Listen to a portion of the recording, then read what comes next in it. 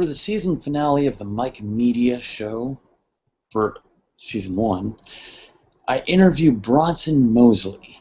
He's a prolific filmmaker around the Ocala area, and just because he is a filmmaker around Ocala doesn't mean you won't hear about him very soon. His films are going to be all around Florida, and you know what? Most likely all around the United States as well. Check out his movie, What Tomorrow Brings. You won't regret it.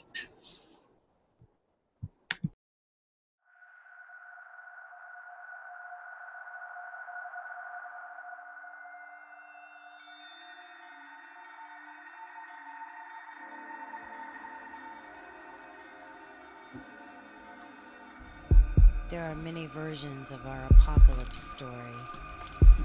It has to be this way for a little while.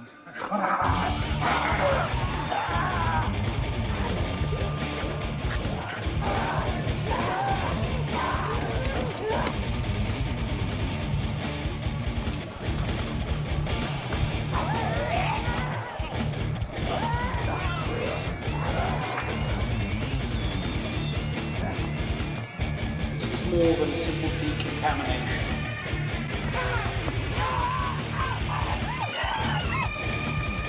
Destroy the infected. Find the mortician's wife. Drifter! Use this to collect your sample.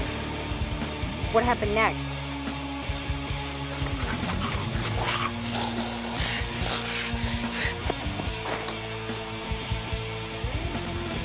She is our brightest pupil.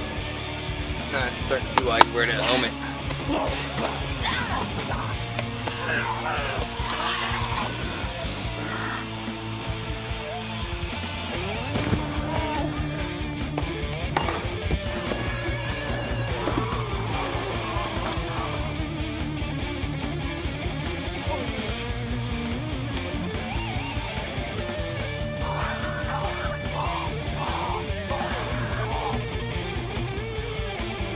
Come here. He's a little extreme, but he's not that guy.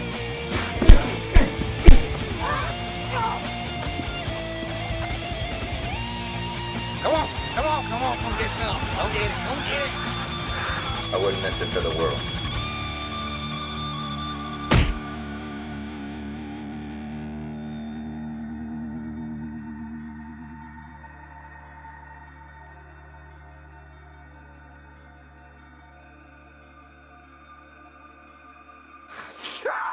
Hello there, sir. Hey, how are you doing, man? Doing very well, very well.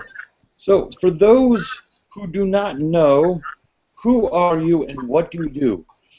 My name is Bronson Mosley. I make locally in Marion County, Ocala, Florida, if you will. I make community-based independent films, full feature films. Finishing up my second one now, and yeah, that's who I am. The company I work with is Aeo Studios. Consists of myself and my sister Marion Mosley, who helped kind of get things started with this whole entire film movement here in Ocala and what we're doing, as well as my mom, our good friend Edward Sampson, who's our main character in comedic relief. He's a very iconic character in our films, our hobo drifter, and then Paula Pendleton, the surviving widow of our lead cinematographer, that helped make both of our films. So. There it is. That's the team. That's the lineup of Daybreak Studios. You only have me, and they sound, their bios were a lot cooler than mine, but that's me. Not You there. have quite a bit of people. I have, we are only one. But what's up, man? Hey, yeah, it's you've got a movie screening pretty soon. I do, or we do. I mean, it's September 5th. It is so just 3 weeks and a couple days away. We actually went and met with Q92 and 102.3 FM, two really pretty cool local radio stations in Ocala. We met with them today, and they're going to be kind of our premier radio station covering the film and getting the word out on it. And man, It's we had the pleasure of being each other's company at the Horror Network meeting that was hosted. The monthly Horror Network thing, which I'm to understand is something that you really advocate.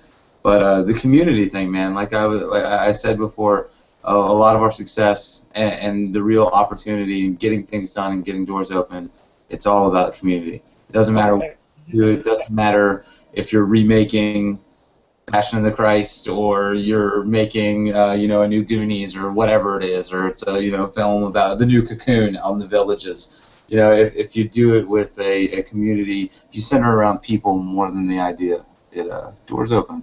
So we continue to be successful. Oh, heck yes. So this movie that you're screening, it's been getting a lot of press and getting a lot of buzz. What exactly is this movie? I'm not a fan. I want to let you know. I'm sorry. I'm not trying. What is this movie? Okay. Sorry. I'm not a Gator fan, though. Probably not getting any likes. What Tomorrow Brings. If I could step into an alternate dimension and review movies and review my own movie, I would like to call it the Kung Fu Hustle of zombie movies. If I were to from a fourth dimension, review it. No, it is a zombie movie, meaning that the main antagonist is a zombie virus epidemic. It's centered around a small town.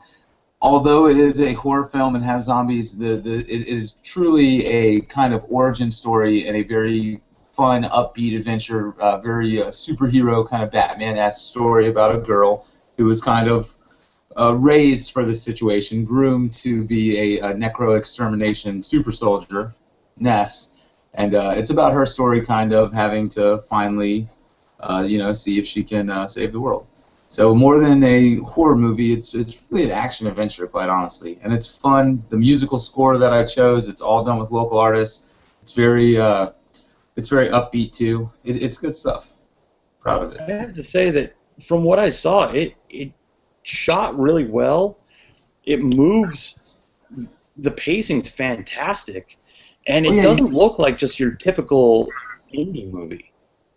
No, I mean we spent a lot of time on it. I mean our lead cinematographer Joe Sardinas, we had an amazing cinematographer. He had never done video before, but he was the type of guy that just really focused on his craft, and so we got some really great shots. The entire film was shot with a Canon Mark III. It was all done with DSLR cameras. We like those, rather than something that you would film a movie.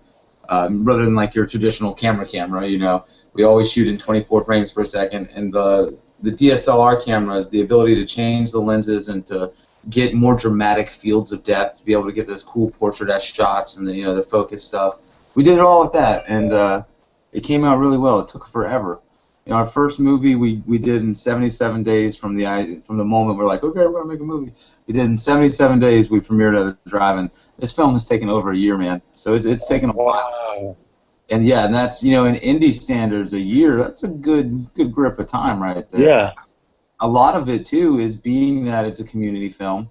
These actors, they're not paid. You have to really go on by people's availability.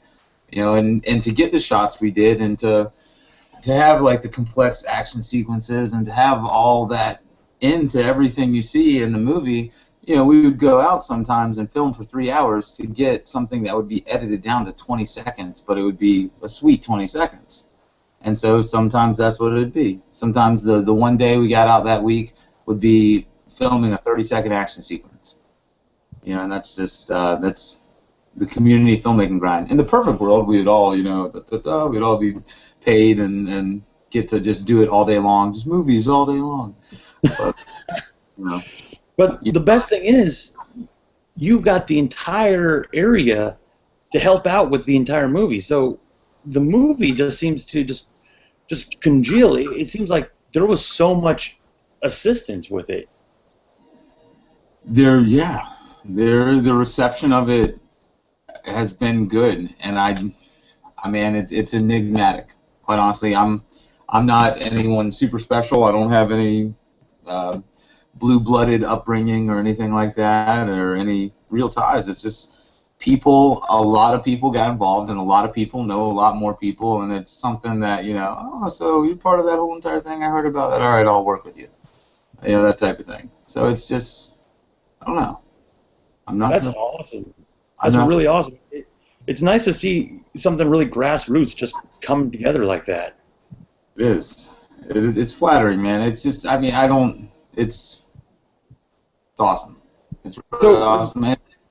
Dude, a lot of other people are making movies locally, and I'm sure that the responses that they're going to get from the community are going to be increased by this. As more people make films locally, it becomes something that the community is more attuned to, and the businesses and the actors out there and the people that want to get involved and want to learn, like it becomes a thing. So not only are we doing well, but I see that the Ocala creative community is also kind of, it's vibing, Oh, it's building, yeah, absolutely. It's just blossoming. So who would you say would be your influences in general? In creative influences? Yeah. Just like, are we talking influences across the board, like Obi-Wan Kenobi style? Like, who would I like have that mentor-fatherish relationship? Or absolutely. Probably Obi-Wan Kenobi himself, if you were. But okay, I'll go with the standardized answer. No, George Romero. I've always loved Dawn of the Dead. Actually, I just made a horrible mistake there, because Zack Snyder actually directed the new Dawn of the Dead, with the one where in the mall. You know what I'm talking about? Yeah. The Ving Rhames and all. It's an incredible movie. You didn't like it? It was really glossy for a zombie movie. What do you mean glossy? Like it was very polished. Okay, yeah, it was. Okay, I get that. It was very Hollywood. You look at Romero's, and that wasn't Romero, again, that was Zack Snyder. You look at Romero's works, The Diary of the Dead, The Land of the Dead, that still has that very definite, practical horror cheese to it. But I love Romero. Honestly, Robert Rodriguez, if I had to say someone as far as creative influence, I'd go with Robert Rodriguez. Tim Burton, I do love Tim Burton, Big Fish. Oh, Tim Burton's great. Big Fish is by far has always been one of my favorite movies. But Robert Rodriguez, he has great characters, great characterization. I love the whole entire comic booky thing. I think Marvel's done a great job with their recent comic book, movies. I just saw Guardians of the Galaxy last night. Incredible film. Oh, fantastic! You saw it. John, you can't go wrong. It was great. It was just and I love a good hero story. Christopher Nolan, his work on the Batmans, that entire, I'm not going to say much about Dark Knight Rising, or Dark Knight Rises, but a football game. But I like a good hero story. Rodriguez does that well. Nolan does that well. Like a lot of superhero kind of movies, could we see Bronson making like a superhero movie in the future? Definitely. Honestly, I got to get you out on April 29th. If you could be in Ocala, we're going to do a pre-screening for the press and the media of What Tomorrow Brings. And it is a superhero. It has a very strong superhero element to it, as far as that. Now, if you're talking about going to the powers and all that fun stuff, that'd be really cool. But I have something else lined up next. Really? Different, yes. Ah, something's up your sleeve, huh? Yeah, you gotta, I can't stop, man. I feel like there should be no downtime. Like, okay, I'm done editing the movie. I'm done doing sound. All right, we should be filming. Even though is it like a sequel? There is I have a story designed to follow up What Tomorrow Brings. It's called Yesterday Is Gone. Only another day. What Tomorrow Brings, Yesterday Is Gone. So I have an idea for it, but I want to move on to a project called Devastation, and it's not a full feature. It's actually a six-part mini-series. I intend to pursue selling it to Sci-Fi or Netflix. Devastation. It is about it's essentially it's a reverse Dante's Inferno about a man who wakes up in hell, mortally injured, and he is coerced by a demon and convinced that if he climbs to the top of hell, to this place called Heaven's Gate, he can get revenge on the woman that sent him to hell, and he can have his life again. And so he goes through this mystical world called Devastation, and he meets different representatives of human sin. You know, you have your sloth, you have your you know, you see all that type of things. The world is ruled by a demonatrix army, which are essentially like basically a succubus army that are led by this woman who he believes murdered him and sent him to hell. And so it's about his battle. And sounds romantic. It is. I don't want to spoil it. I especially don't. I'll personally, next time I see you, I'll personally tell you the spoiler to it. I will, but interesting. I want to do something like that. I love. I also got you know, people come with ideas. I have a guy that wants to do a classic slasher, your classic Jason Voorhees, you know, big weapon wielding maniac chasing down a bunch of college kids in the middle of Micanopy type thing. So that's fun. You know, that can be fun. But I want to keep doing stuff. I have my own ideas. I just want to keep doing stuff. I'm out of and I'm lost now. I need work. So I need. So you've got the zombie thing kind of like pretty much you've pretty much mastered Ocala Zombie. Are you kind of considering maybe doing something after Devastation and Zombie? Are you thinking about maybe doing like a comedy or something outside of those? Right, outside of horror, zombie, outside just different genre. Comedy would be fun. Comedy would be really fun. Man, you'll find that there is some comedy in both of our movies, but really comedy requires good writing. You know, it does require good writing. You know, your actors, of course, are important, and there is some ad-libbing, but a comedy movie, a full-on comedy movie, would require a good script. And I would be interested in doing a script. That's something that I'm looking into doing, man. Honestly, the first two films I've done the majority of the writing, the storyboarding, the directing, and I mean, there's been times, you know, where I would have a script that I wrote for a scene. There'd be times you'd be like, okay, we need to get this character from this side of the street to this side, and let's do something fun, guys. So there'd be times it was like writing on the moment. I would love to do something creative where it wasn't anything I wrote. You know what I mean? Where it's not something that I had the stress of like, okay, well, you know, but the idea was already there on paper. If there was a comedy thing like that, that'd be fun. But it would have to be something I couldn't write a comedy script. Just can't wing it. It's hard to, you know, zombies crossing the street is wingable. Comedy script, can't wing it. Well, that's like a lot of work to begin with. Like putting a lot of work with all that zombies and like all the dismemberment and trying to figure out how people are going to die and then directing it. And then also trying to figure out comedy.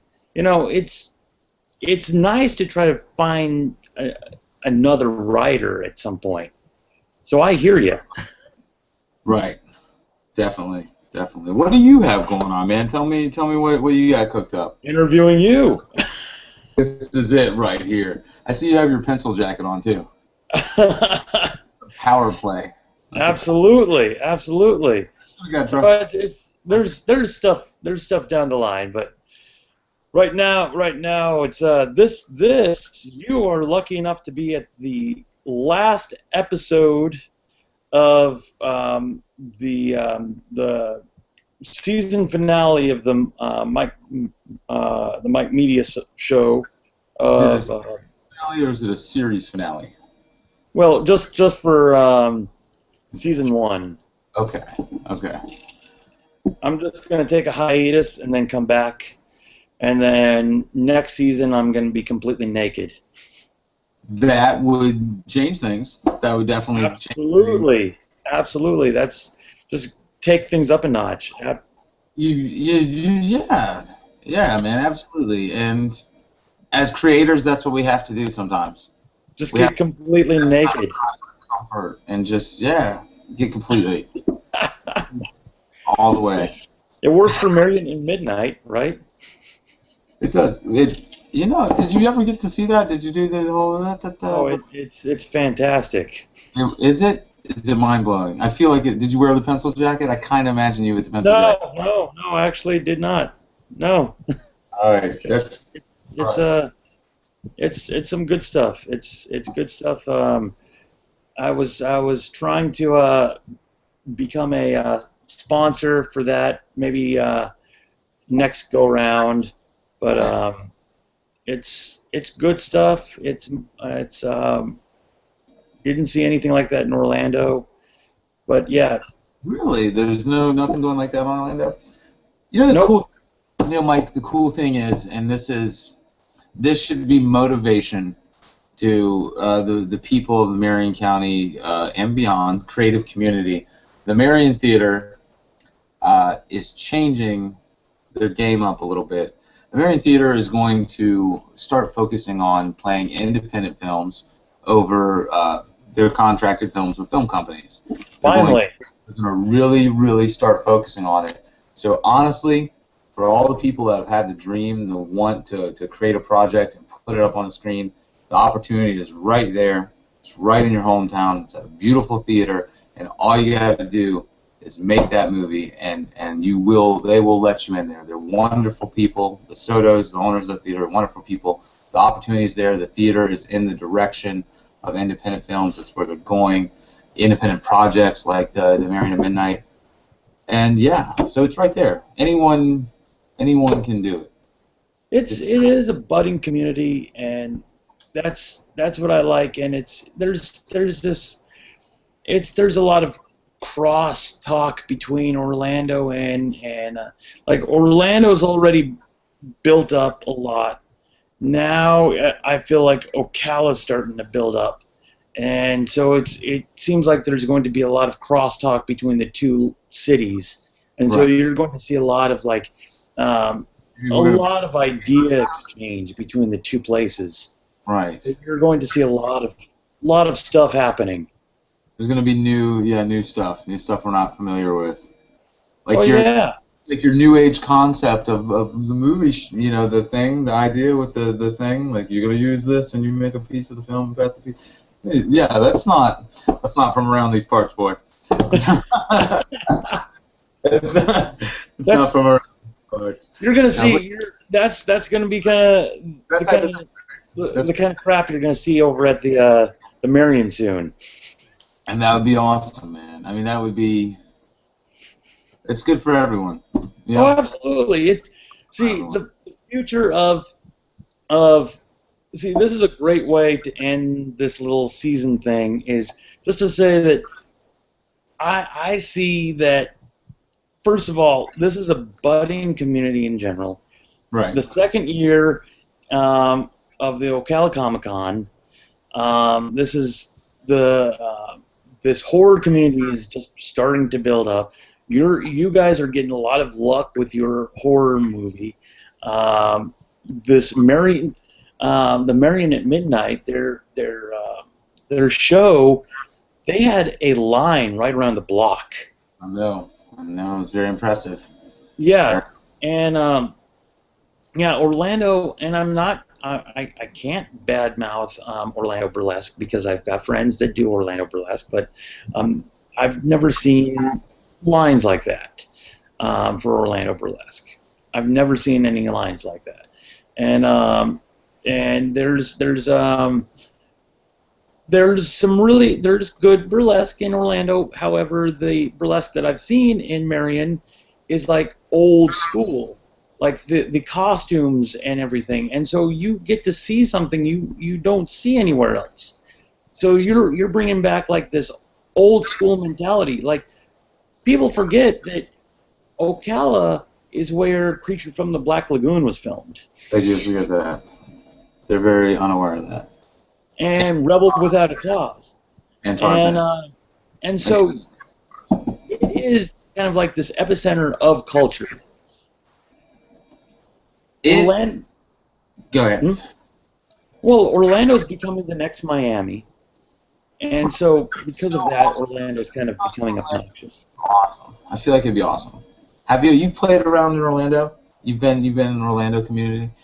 Yes. Have you ever had the joy of going to Aeo Studios? Going to what? Aeo Studios. They're a horror special effects and makeup store in Orlando. They got a lot of really cool props and a lot of really good prices on makeup. Aeo. No, I don't know where that is. They're like a hole in. It was, honestly, okay, I'll be honest. It was like going to go. I felt like Big Trouble in Little China. That's the only way I can explain it. Like it was. I'm serious. Like there was like the red glow lighting, and it was like a bunch of warehouses, and there was one glass door, and like that was the door, and it's like call before you come, and it's like midnight. It's like it's okay. It doesn't matter if it's 4 a.m. Just call before you come.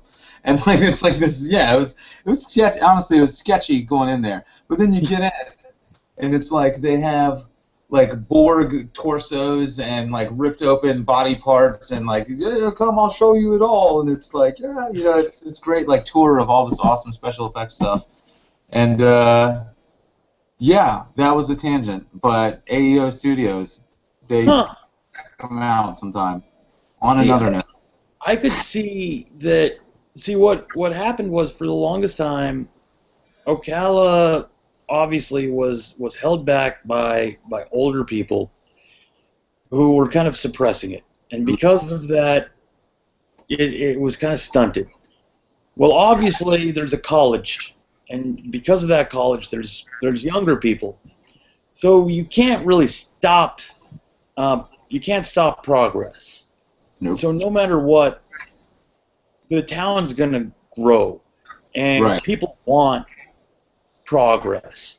Right. And some people think that progress won't happen, but you go to something like Marion at midnight, and like I said, lines wrap around the entire block. So it just shows that, and also to mention, Michaela, who puts on Marion at midnight, she was performing at Orlando Nerdfest. So it just kind of shows that there's a synergy between the two. It's like Ocala and Orlando are like the twin cities right now. Right. I feel like we should be honored to be twinning up with Orlando. I mean, we're making moves. Honestly, the town is. I was born and raised in this town. I escaped and lived in Atlanta for a little while, but you know, this town has changed a lot. The people, like you said, the old guard has passed on. The new leadership that are in charge of all the events downtown, the Parks and Rec, it's ran by people that are, you know, not much older than us. You know, a lot of the new leadership, and even there are people that are younger than us, and they're very progressive in the ideas and the things they let happen. Man, I have filmed my entire movie without ever having to pull a permit, and I have been, you know, all over that city, like all over the city, you know. But, and they've just been, yeah, like we would just call the cops if we were going to be doing a shoot downtown, and I'm talking, you know, a shoot downtown. There's always bloody people in the streets, you know, they're zombies. It's a zombie movie, and all we'd have to do is be like, hey, we're filming a zombie movie, and they're like, okay, where are you at? And like this street number. When are you going to be there? A couple of hours, and then that was it. That was it. No trouble. Like it was awesome. The difference between Orlando and Ocala is that Orlando, and I'll be completely honest about this, is Orlando got to the point where Orlando is extremely oversaturated with things. And since it's so oversaturated with things, Ocala is not. And so there's a lot more opportunity and potential for things. And so that's why you don't have to get permits right now, because people want you to shoot films. People want you to do stuff in Ocala. They want it to happen. Like in Orlando, yeah, it's like right now it's like there's a lot more red tape in Orlando right now because there's a lot of competition. Right. And you know what? This is a great way to go out. This is a great way to finish season 1 of your broadcast.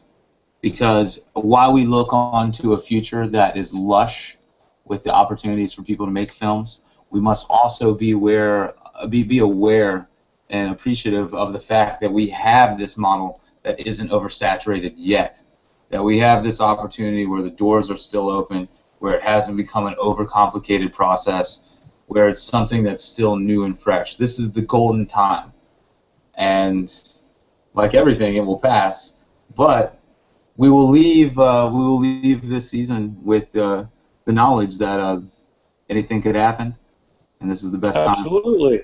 This is the best time to create, and anything can happen. Heck yes. In closing, so all those everyone who lives out in Orlando, Yes. let them know when is your screening for your movie. Okay. Screening for the movie. The movie premieres on September 5th at the Marion Theater in Ocala. Information about the movie is HTTP. WTBmovie.com. You don't need to put anything else in but that. We are talking about bringing the movie to Tampa. We are putting the movie into the Spooky Empire Film Festival, so hoping to get to good old O-Town in October. Hope we get to play it there. Otherwise, we're also looking at actually broadcasting the premiere event. The cinematographer who we lost in our aerial plane filming, he's got family all over, so we were talking about maybe even broadcasting the event so you could see the dedication and see everything. So September 5th, WTB movie, or What Tomorrow Brings. Type it in, check it out, give it a like. Very cool. Well, thank you very much, Bronson. Thank you, Mike, and you have a blessed end of your first season. I don't know. All right. All right. Good night, sir. You too, man.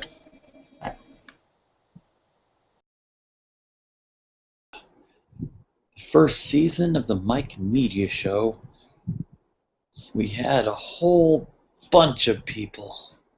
Mark Castle, Pocket Tanya, Bronson. Fantastic first season. We had filmmakers, musicians, rappers. Well, if you enjoyed the first season, make sure you check out the second season. We're going to take a little hiatus. Going to be working on some animation. And then we'll come back with season 2. And it'll be stronger than ever. So stay tuned and keep your eyes peeled for the second season.